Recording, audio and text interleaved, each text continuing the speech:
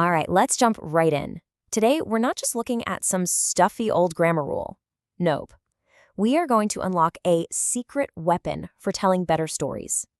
So forget the dusty textbooks, because we're about to see how one simple tense can add all this depth and mystery to the way you talk and write.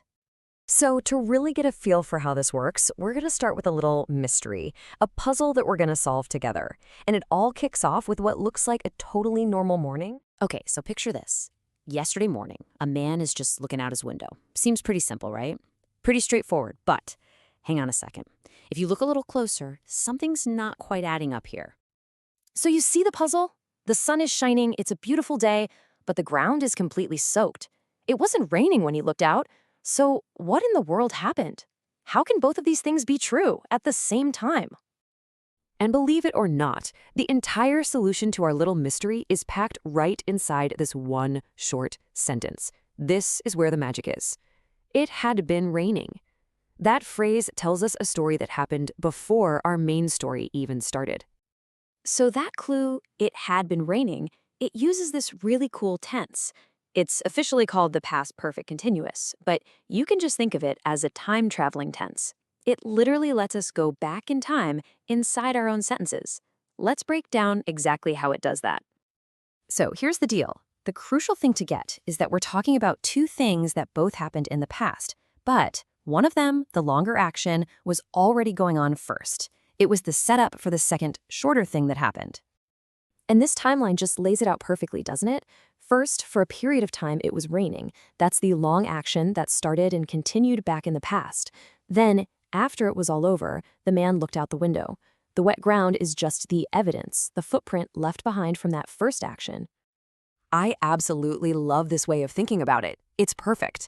Every single time you use this tense, you're basically pressing a flashback button. You're hitting pause on your main story just for a second to give your audience that essential backstory, that little piece of context that explains why things are the way they are. Okay, so we know what it does. Now let's put our detective hats back on and crack the code of how it's built. And I've got good news for you. It's surprisingly simple. Really. This is it. This is the whole recipe. And the best part is, it doesn't matter who's doing the action. The formula is always the same. You take your subject, I, you, she, the dog, whatever, add the two little helper words had been, and then just stick an ing on your main verb. That is it. I'd been doing, she'd been working. It's totally consistent. And you can really see that cause and effect thing playing out here. So why were the boys' clothes dirty? Because right before that, they'd been fighting.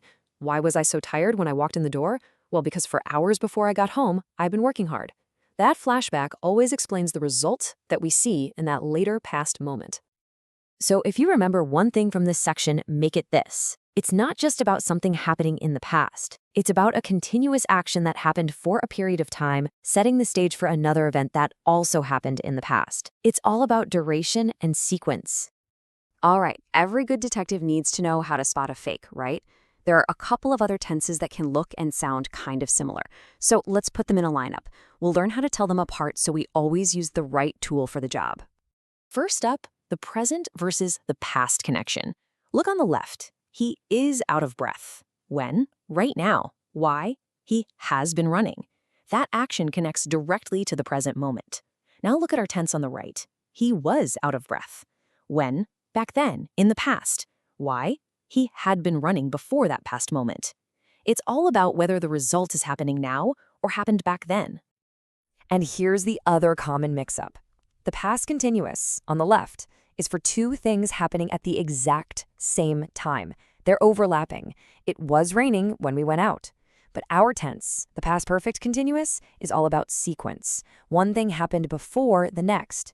It had been raining, and as a result, the ground was wet when we saw it later. One sets the stage for the other. And just a quick but super important warning here. Some verbs, they're often called stative verbs, they just don't like the ing form.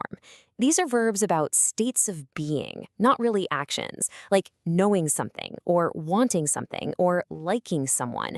For those verbs, you just use this simple past perfect. So you'd say, we had known each other, not we had been knowing. It's a small detail, but it's a crucial one to get right. So, We've solved the mystery, we've cracked the code, and we've identified the imposters. And now, my favorite part. Let's turn all this knowledge into a practical tool you can actually use to make your own stories way more vivid and engaging. And honestly, this is all you have to do. It's a simple two-step process. First, you set a scene with a simple past action, like Anne was sitting in an armchair. Okay, I can picture that, but so what? Now, step 2, hit that flashback button. Give us the backstory. She was tired because she'd been working very hard. And boom, just like that, a simple, flat image now has history, it has effort, it has emotion. And that's really the whole point of this. We're not just trying to make grammatically correct sentences to pass a test.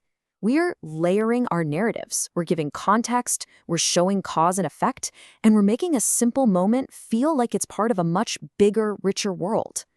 So the tool is yours now. And I'll leave you with a question. Think about a memory or a story you like to tell. You know, maybe a time you were completely exhausted, or a time a place was a total mess, or maybe a moment you felt completely overjoyed. What had been happening right before that moment that could explain everything? What's the backstory that you were missing the words for?